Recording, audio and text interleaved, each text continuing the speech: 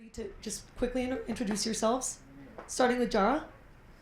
Hi everyone, I'm Jara Houston, co-founder and CEO of Workwhile. Workwhile is a US-based AGENTIC labor platform. We're a Series B stage tech company, and we harness the power of AGENTIC AI to help orchestrate the frontline work. So we have about 1.2 million workers on the platform, and we have agents doing a lot of things that you might think of when you need to orchestrate traditional frontline work, from HR, recruiting, scheduling, screening, reviews. Wonderful. Mark? Thank you very much. It's a pleasure to be here, always in Davos during World Economic Forum. My job is extremely interesting. I think it's so unique. A portion of my time I spend investing on behalf of my own foundation, and then I also invest and work with one of the leading Silicon Valley funds called Mayfield. And then I also run an advisory group out of New York that focuses on adoption of AI and sovereignty of AI globally, worldwide, working with countries in the Middle East, Saudi and others, and working with multinational companies, sitting on boards of Franklin Templeton, Aris, and other things. So it's exciting. I have a very interesting perspective. I also work with the United Nations and other too, because I think the world needs not only in AI and technology, just science and technology. You need to have a strategic position. In order to have that strategic position, you need to combine so many parts. It's almost like looking at a technology stack. So I'm glad to be here to share some experiences. Thank you for having me. Hey everyone, thank you for being here. I'm Nacho DeMarco. As you can see there, I'm the co-founder and general partner at Beta Ventures, where we invest in early stage startups. But I also have another job, which is I run I think right now it's the largest fully bootstrapped software outsourcing company in the world, called Beresdev, where we have mostly engineers in Latin America servicing companies around the world. I really look forward to having this chat, and especially with the focus on how to do things, globally, where I think we're all going to learn quite a bit of that. So pleasure to be here. Hi, always great to be at Davos. I'm a serial entrepreneur, built, scaled together with my team and sold 5 companies, then got tired of it, so I turned myself into an investor, and I'm looking for people who are willing to work harder than I am and smarter than I am, and are building up great companies. I was lucky to invest in Revolut, which a lot of you know. Another amazing one is Fireblocks. Actually, the founder is going to come here tomorrow or tonight, because he's one of the innovators of web. So cybersecurity for the blockchain, what can go better than that? $5 billion valuation after 5 years. Another one is Papaya Global, same thing, $3 billion valuation, big ID, etc. So I love unicorns. I'm very much into the cybersecurity space, and I love to invest in Israeli startups or Israeli founders. Lots of them are in somewhere else in the world nowadays, but I love working with this culture. I'm originally an Israeli myself, and I'm a member of the Council for AI and Impact of the World Economic Forum. Very much looking forward to this conversation. Wonderful. So let's start with the first question. Question I have for Nacho is, CEO of Beresdev, in what way has the use of AI reshaped your own business model, from an operational perspective as well as from the product offering side? Thanks for the question. So I have an interesting experience to share with all of you.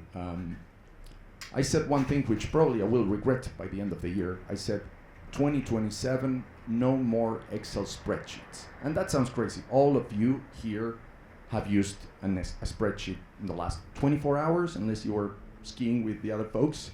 And how do you get rid of that? So interestingly, one of the things we changed at Beresdev, and with many of our clients as well, AI allows you today, you don't have to go years ahead.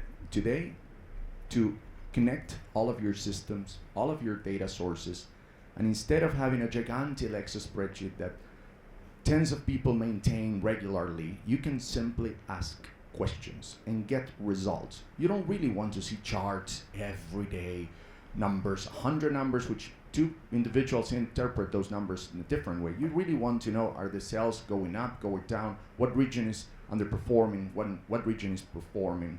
What should I do, right? That is the type of change that today AI has allowed us to do, which was impossible to imagine only a few years ago. Those are some of the things that will completely change businesses.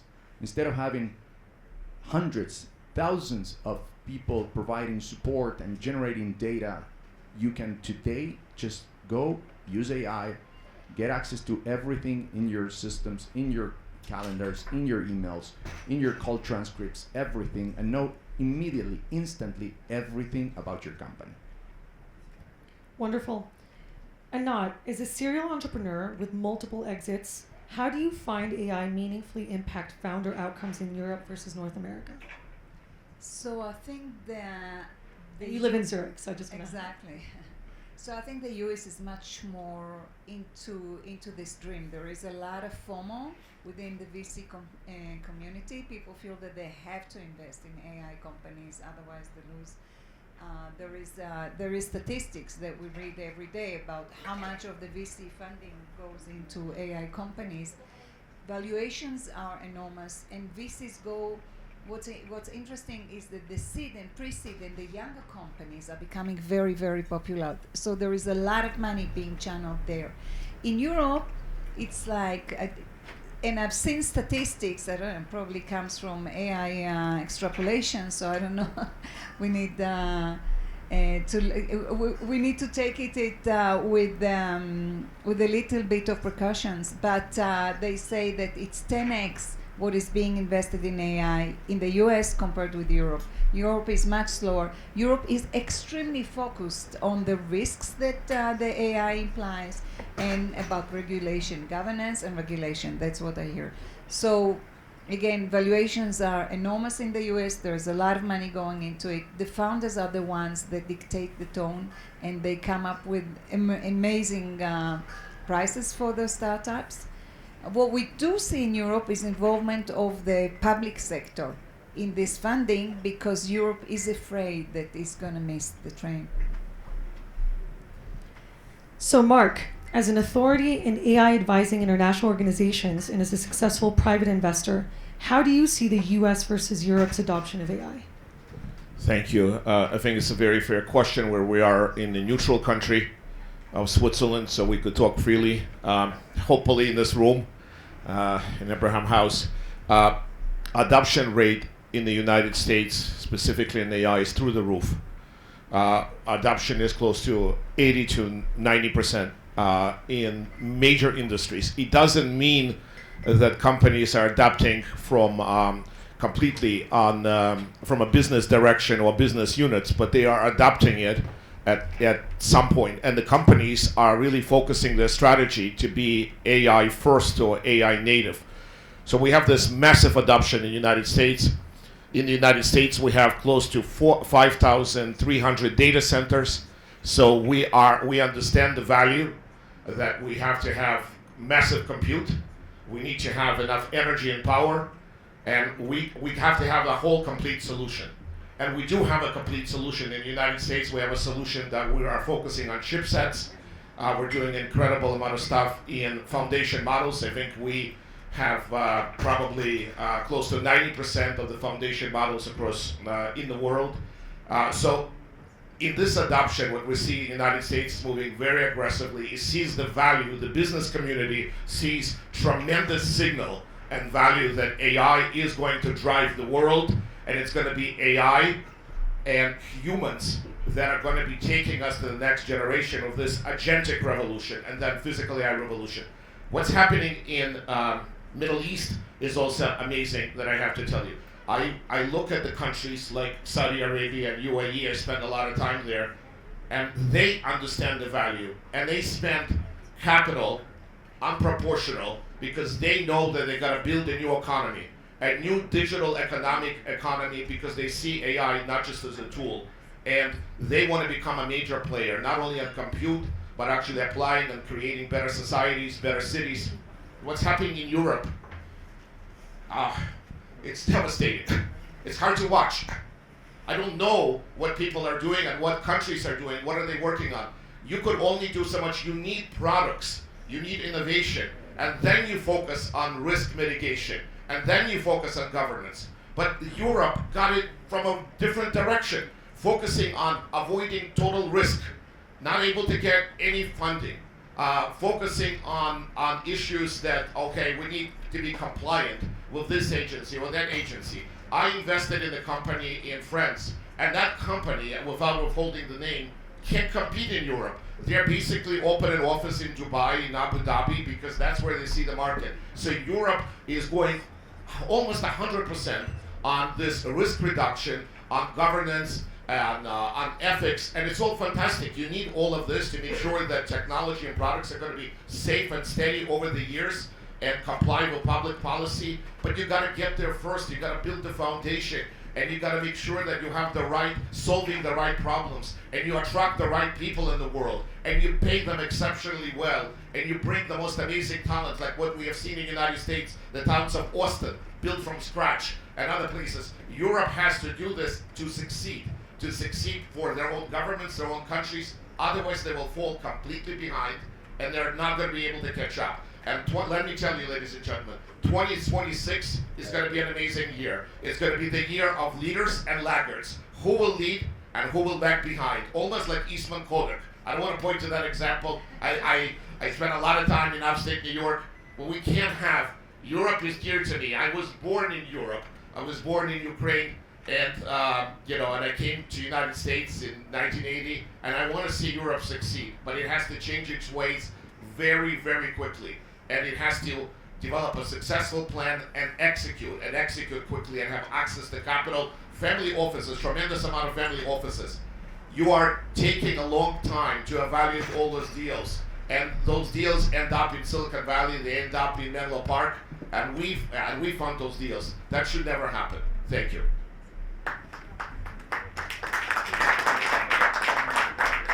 Excellent. So now, Jara, as a successful entrepreneur, how has AI impacted your business? Where have you seen the biggest AI-driven challenges and benefits in your business model, and how are you addressing them? So for us, we started the company Workwhile back in 2019, and we're grateful to have folks like Vinod Khosla on our cap table, a real pioneer, Silicon Valley investor, Midas list investor, very central to all of the AI that's happening in the Valley. And for us, in 2019, it was really about machine learning, right? So we started building models before we had any users on our platform. From the very beginning, it was how can we automate? How can we do things in a predictive way? How can we do things without having to have armies of support overhead and people orchestrating labor? Labor is incredibly complicated. We have 50 states in the United States, and they all have different labor laws. Every zip code has a different statute. Similar to Europe, very fragmented market where every municipality has something different. And so having agentic AI be able to help understand, reason, and put the information in front of a human is central to being able to expand geographically. And we don't ever want the AI to be making the final call. It needs to be the advisor. It needs to be the analyst. It needs to be the support for the ultimate human decision maker. And what we're really finding for us, because we are an AI native company, the change has really been in the attitude about corporates. Especially American corporates really want to invest now in solutions that have AI at the core. And the shocking thing to me, having lived through, I feel like 3 big tech revolutions in my life, number 1, the internet, number 2, mobile, and number 3, AI.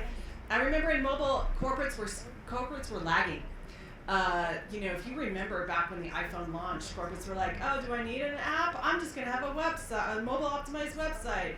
They took a long time. And now with AI, it seems like corporates are diving in, at least American corporates are diving in head first. And they want to see platforms that leverage the power of agentic intelligence. And so for us, it's really been an evolution of where we started. I will say from a venture perspective, it's really interesting. It's a tale of the haves and have-nots. Like the market is nuts. valuations are insane. For some companies, I think the valuations are just getting over their skis. How will they ever grow into the valuations that are happening, especially for value-based companies? But then you have all other companies that are doing something different that's important in the world, but they're not getting a second look. AI has really taken all the oxygen out of the room. And so for investors and for founders, if you don't have an AI play, it's really a ghost town. Which I think is both makes sense because this is transformational, but there's a lot of good things that are being neglected and left on the table. And so for investors, we talk to a lot of them and they're like, I would love to, but my LPs want to play in AI. Which, as an AI company, I'm not complaining about. I would just add to this, as an investor, 90 to 95% is actually now going into the agentic space specifically. But in the future, as you're prepared, we'll go to physical AI, and we should be prepared for the humanoid robotic stage. Carlos is in the room. We'll talk about it in another session. This is where you're going to make trillions of dollars coming up. Great. Nacho, wearing your investor hat, how have your expectations of founders changed in the AI era, particularly around team size, burn, milestones, and time between rounds? And do you see a difference between those investors in Europe versus the US? Okay, so a few things come to mind. Me personally, I'm a statistical miracle. I shouldn't be here. Grew up in Argentina. I'm not Swiss. You can tell from my accent. Basically, what I built is a statistical miracle. It should not happen. Went to public schools. Those things don't really happen. I don't think it will repeat, but I hope it does. And part of that will now change thanks to AI. You will see a lot of founders coming from the most unpredictable places for a simple reason. The 0 to 1 does not cost, and going to team sizes does not cost nearly as much as it used to. In essence, replicating what I did, the reason it was impossible, it was because you need to be lucky a million times in a row, and then hopefully one day you'll make it.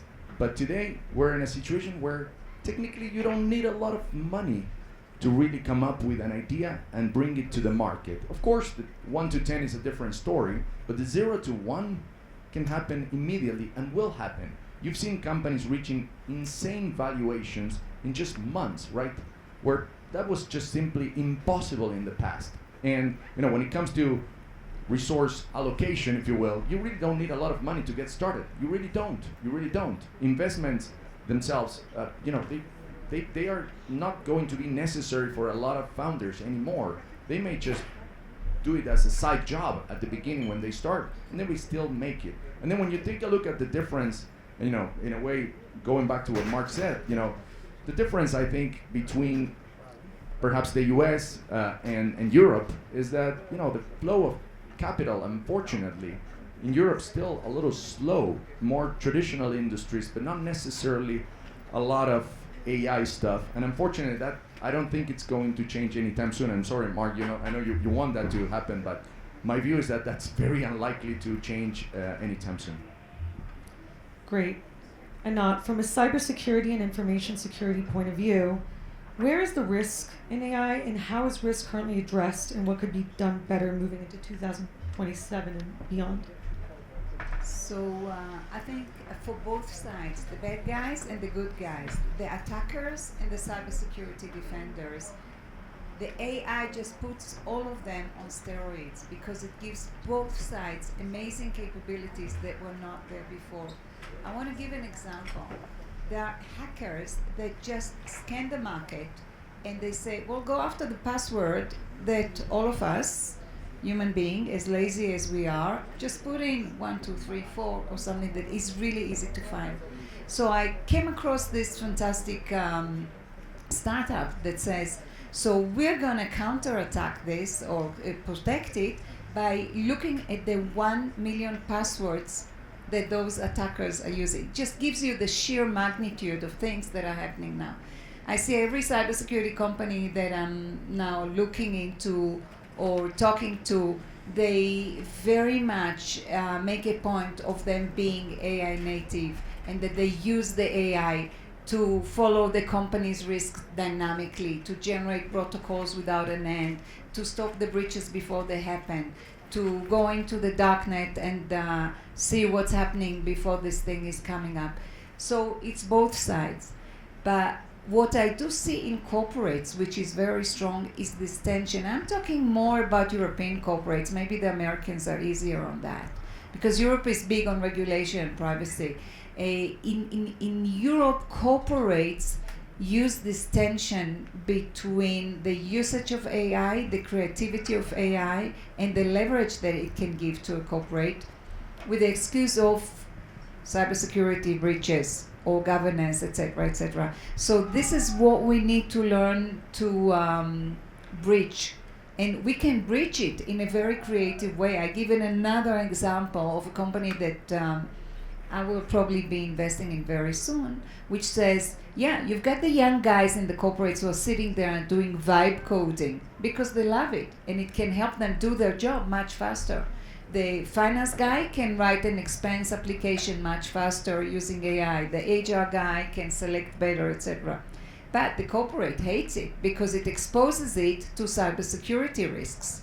Those vibe coders, they love it, but they connect into the corporate secrets, databases and other passwords, etc., etc. So this company, this startup I'm talking about, developed a way to protect the corporate. Let your people do the vibe coding and we'll be there on time to alert you that this is being done. And if it exposes the corporate to a risk, we'll block it until we fix the risk. And we'll follow it up dynamically with AI, of course, to see whether it changes and brings the risk again. So this is what we need to look into and try to overcome. This stopping of AI expansion using cybersecurity as an excuse. So Mark, looking back at how you've invested into businesses, both in Europe and the US, would you have approached some of your investments differently with the assistance of AI? I think there are different phases of AI, and a lot of people still remember that moment of ChatGPT, November 2022, and people were, wow, you could ask that question, you could get a response. So I think that is probably not so valuable now in the investment world. What people are leveraging AI and how I'm leveraging in the team is we're doing some really extensive research, and we're cutting a lot of time with this research. We're getting the noise out, and we're getting to real opportunities through tools. There are a lot of tools available, but there's still nothing in the world, and investors in this room know that personal relationships and networks, nothing will ever replace this. You know, we are coming to the point where agentic AI is acting. Again, acting. It's not a human. It doesn't have the human consciousness, but it could reason. It could look in a workflow, and it could do sequences of tasks. And we want to get to the point of level of maturity where it does this autonomously. But I think in the investment world, it's still looking at people. Can you bet on that horse? Can you bet on this person? Do you feel this leader, this entrepreneur will deliver in time? Can you trust them? Have they done things in the past? But AI certainly makes a difference right now. And I will tell you that evaluating companies today is a lot easier today because of AI and possibly even agentic AI. There's a lot going on. There are thousands and thousands of companies, entrepreneurs. Some of them are very similar. And we used to rely upon, again, I don't want to speak, but there's a lot of consultants. Some of them are sponsoring the events here. But I will tell you, the consulting world has also shifted. We relied upon consultants, management consultants, to drive value, to evaluate, to do due diligence. Now we are replacing this with some really capable AI tools. We have AI first investment thesis even now. So things are shifting. And one more thing I wanted to say to the previous question. I also want to see that agentic AI specifically brings thousands and thousands and maybe millions of AI unicorn entrepreneurs, because you don't need an army of people that don't know. You don't need marketeers or a bunch of salespeople or distribution people. Now suddenly, I wrote this article at Fortune and Forbes, which talks about you create a company, a unicorn AI company, and it's one person driving and creating billion-dollar initiatives. It's going to happen. And in this phase when we're all so concerned about losing jobs and opportunities, everybody's like crying, oh my God, what's going to happen to my job? You have an opportunity right now to create this next unicorn using agentics maybe with one person or maybe a couple of people. You don't need as much money right now, and you could change the world. And if we transition the corporate side, which is now bleeding a little bit, not hiring, stale, if we transition into this next evolution of unicorn age AI companies, we're going to be better off as a planet, number of solutions. What an exciting world, but I think for investors, we're leveraging every possible tool, but at the same time, understanding entrepreneurs as humans is so critical, important, and will always remain. Jara, from your experience, what constitutes a real founder advantage in an AI native world today? Is it technical depth, speed, distribution, regulatory fluency, or something else? And how do you see that differing between Europe and North America? Well, as a former management consultant, I couldn't agree more, right? Like if I think about like entry level BCG, all that's going to be done by agents. I don't want to say. Hey, a big fan, right? But like it's all happening at the higher level. And to your point, I think the founder advantage is understanding what's the application, right? There are thousands of people who have cutting edge knowledge, who are tracking all the latest models. And for those of you in the audience, if you're not in the space, it's like a new model, a new process comes out every day. We are now in production pricing the hourly pay rate of millions of workers using reinforcement learning based on a paper that came out less than 12 months ago. Like that's how fast things are moving. And there are a lot of people who are up to speed on that, but I think the key founder problem fit is essential now. Because you have to understand a vertical or a space deeply in order to understand how to effectively apply that artificial intelligence or to how to apply all of this to whatever problem you're solving, right? Like that's, I think, the secret sauce. It's not about the core technology, and there are foundational models that do that. Like my company doesn't compete with OpenAI. We don't compete with Anthropic. That's not what we're building. We're leveraging all of the knowledge in service to how do you manage and orchestrate frontline work. And we talk about the changing labor environment. I always say, I think my job as CEO, as setting strategy, as a capital allocator, will be replaced by AI faster than the last order picker in a warehouse. Right, the humanoid robots are coming, but we're still going to need people to move the bin, to fix the robot, right? There's still going to be people there, but I think soon agents are going to be able to do a lot of these white-collar jobs. And something that we're seeing is this interesting transition from people who were on a white-collar track moving to a skill trade to do something with their hands that can't easily be replaced by AI. And so it's a really dynamic, crazy labor market. The other interesting thing about AI is that now we can have statistics in real time about what's happening in the labor market. We are not dependent on central regulators issuing numbers in the US, right? We had the BLS, it shut down. We didn't know what was happening with employment for six weeks. But now with AI and things moving so quickly, we're able to get so much more data and have a much deeper pulse on what's actually happening in the economy. And so we're working with, in the US with the Fed, with the Department of Labor, to really share the data that we're seeing so that we can have more informed regulators and central governing bodies. In Europe, I have to admit, it's slower. There's less of an appetite to get this kind of data and to understand how this flexible workforce is. Because the interesting thing for Western economies, we've gone through this whole transition from manufacturing to services. I firmly believe with AI, we'll be able to re-industrialize a lot of our first world Western economies because the cost and the overhead is getting taken out of a lot of labor orchestration.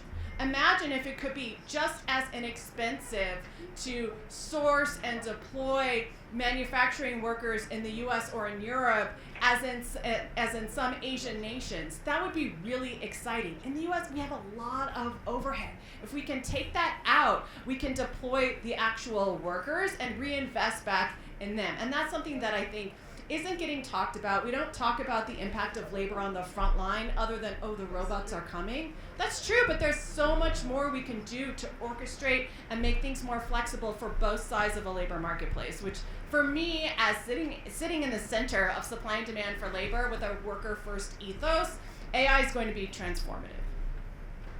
I'm just going to say something on behalf of Europe because I don't think there's been a European view here in this way. I think European companies and European founders have an acute view that they're falling behind. And I think especially larger corporations are doing a very good job at being open to cross-border M&A. So yes, there's still a long way to go, but I think as long as there's an openness to cross-border M&A, cross-border deal flow, then that difference between the speeds will over time start, getting a little bit more narrow. Leaving the audience with one last point, each of you. Is AI hurting or helping founders? And then what's your investor view? Last takeaway for the audience. It's a big help, right? 40% of our code is written by AI. It's accelerating product development. We have like a dueling banjo PM. OpenAI versus Gemini, what's the right strategy, and then the human makes the final call. It's a huge pro. AI today should not be used seen as a tool. It's an industrial block. It's either you survive or you're going to exist or barely exist. And I think it becomes part of our life naturally. And absolutely, I think it will help founders, entrepreneurs, and investors. But we also, at the same time, can't forget it's not when an entrepreneur says, I want to be the most efficient company in the world.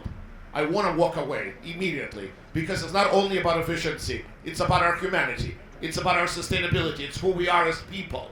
And it's not just making efficiency means reduction of all the people from organization without seeing the whole life cycle. So I think if we take the position that we as humans are going to be the protectors of this planet, and we're going to manage all these machines and systems, then AI is a great industrial block.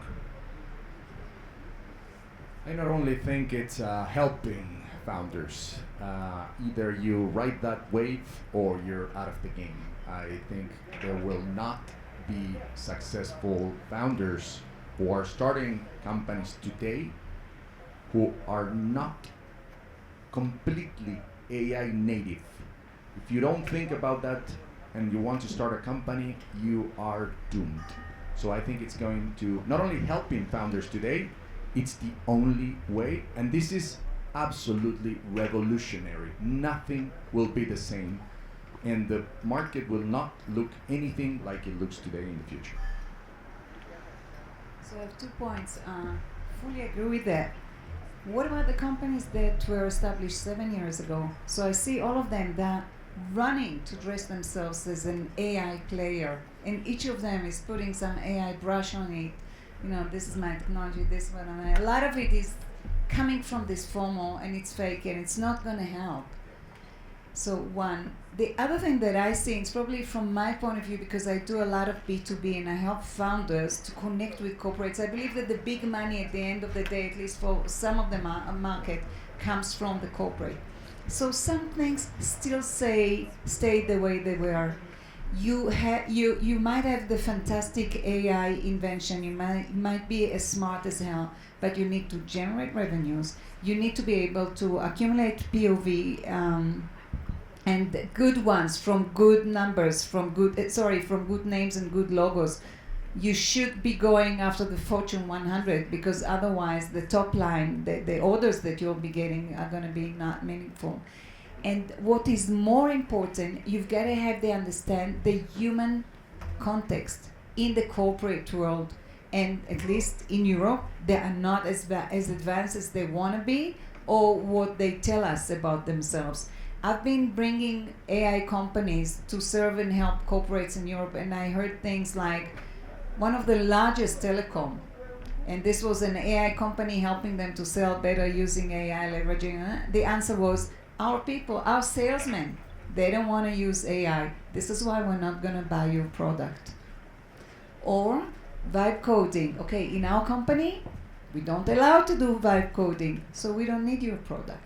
So this type of things, it's processes, it's people that founders, as young and smart and inexperienced as they are, if they want to go and do a big job, a good job on the B2B, they need to be more aware of the maturity of the organization. The guy who's going to sign the order to buy your product is not going to be probably 20 years old or 18 or 22. He's not AI native. So take it into account and adapt to this reality. There's two words. I just want to follow up on what Anat said. When companies develop, they focus a lot, especially agentic technology. I have best research. I have best people. At the end, some of those companies are going to be acquired, and you're never going to hear of them. It's about scale. It's can you scale those companies to the next level? Do you have the endurance power? It's not a sprint. Do you have endurance power to last 50 years, 100 years? Like some of the amazing European companies that are around, they lasted a long time. And also, you have to have a defensive moat. If you start coming out with stuff and if you don't have a defensive moat, in a year or 2 years, you're going to be out of business. Wonderful. Well, thank you so much to our panelists, and thank you to the audience. Thank you.